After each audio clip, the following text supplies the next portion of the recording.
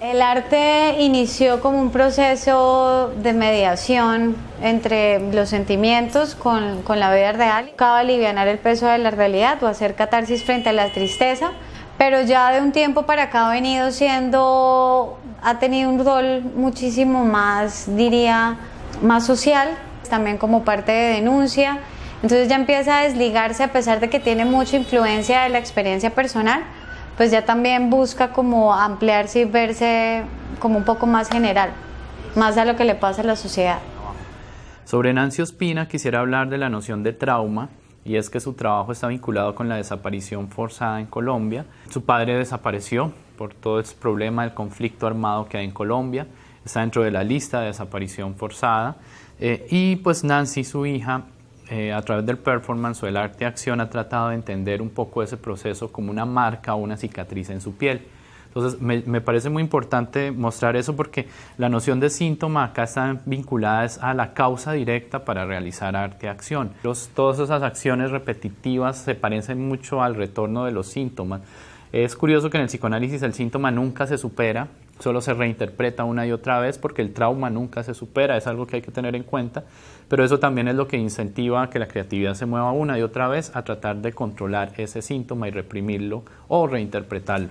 El psicoanálisis nació o pretendió nacer como una ciencia. Sin embargo, más que una ciencia, es toda una corriente de pensamiento. Me refiero a que no solo se utiliza para lo que originalmente fue creado, que era para el trabajo clínico, con pacientes con problemas, sino que se convirtió en una filosofía de vida para muchas personas. Ella trabaja desde el tiempo, desde el gesto mínimo, ¿cierto? Desde la generación de un gesto mínimo que se repite cíclicamente para tratar de contar una historia. Ella trabaja desde su construcción, usa sus emociones, ¿cierto? Su memoria histórica, su construcción física, psicológica, para construir una imagen poética, una imagen que cuenta una historia sobre la realidad nacional, y es ahí cuando está contextualizada y vigente.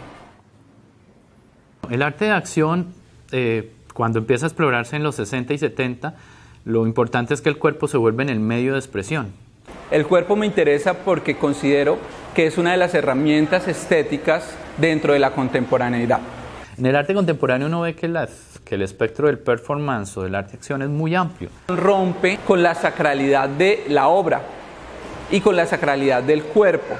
Pero yo veo que en el arte contemporáneo sigue siendo importante esto, que es una herramienta que ha ampliado los medios para pensar el arte desde cuestiones como la identidad, el género, la vinculación con la sociedad capitalista, la posibilidad de rebelión y el activismo. ¿Sí? Es una vertiente muy vigente, que es hacer del cuerpo un lugar de resistencia. El cuerpo objeto, cuerpo tiempo, cuerpo espacio, cuerpo como herramienta política. Entonces es mi cuerpo, ¿cierto?, dentro del arte.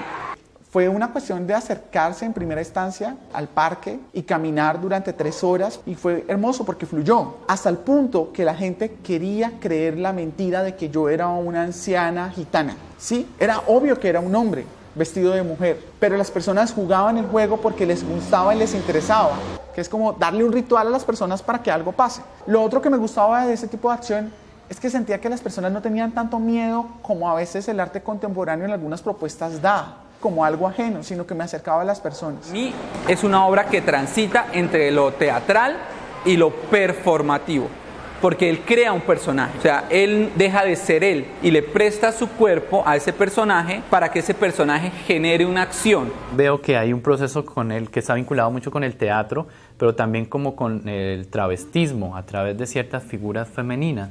Y eso me recuerda mucho de pronto como la actitud que tenía Andy Warhol y otros artistas para jugar con lo femenino.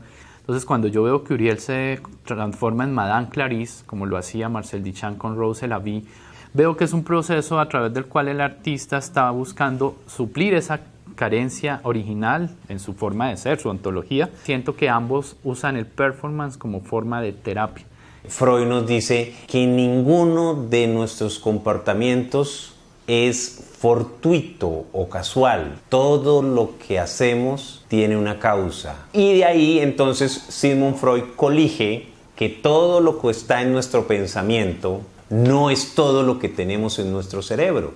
De tal manera, postula que en el cerebro funciona un inconsciente, que sería el que daría explicación a las cosas que inicialmente no podemos explicar, pero que ese inconsciente, si lo llegamos a entender correctamente, podemos comprendernos en su totalidad. El performance art invita al espectador de alguna manera a que vaya más allá. Pretendo y me encanta interactuar con el espectador, que yo le pueda permitir al espectador que se vuelva un usuario, de mí. El psicoanálisis nos habla de lo que está escondido y de alguna otra forma la experiencia de Madame Clarisse incluye en ese proceso de enfrentamiento al inconsciente. El arte siempre ha estado de la mano del psicoanálisis. Podría llevar implícito los pensamientos inconscientes del individuo. Se puede entender como una teoría de la interpretación, pero también como una terapia. En su primera vertiente, como teoría de la interpretación, se ha empleado muchísimo para no solo ver qué quisieron decir los artistas con sus obras, sino también, por ejemplo, para entender procesos a niveles un poco más globales, sociales e históricos.